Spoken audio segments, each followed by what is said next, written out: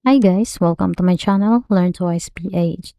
Ako nga pala ulit si Mami Joylen at today po ay day 15 na po natin sa pag-promote ng Shopee Affiliate. So, same pa rin yung goal natin, daily uploads po ng Chinese videos or kahit na anong videos na pwede mong gawin sa pag-promote ng Shopee products. Daily po yan, minimum of 15 videos.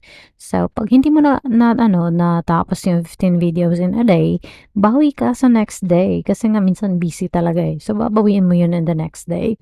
So, for example, 10 lang yung na-upload mo today, edi may utang ka pa na 5 uploads. Bawi tayo sa following day. So, instead of 15,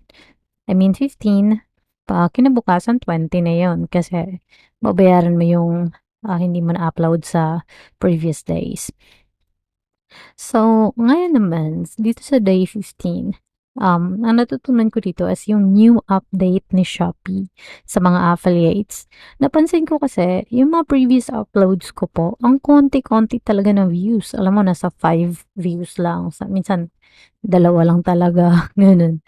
Pero ngayon, yung chineck ko yung mga in-upload ko, mas dumami na po yung views.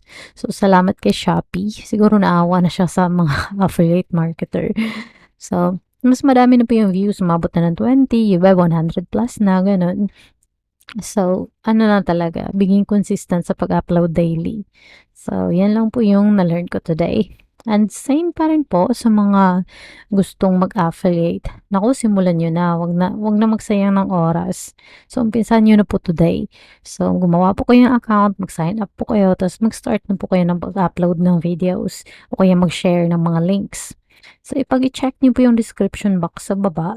Nilagay ko po yun yung Shopee affiliate products. I mean, yung mga products na merong Chinese videos from manufacturers. So, pwedeng-pwede nyo po yung i-promote. So, yan lang po for today. Thank you so much for watching. Please like and subscribe. Thank you.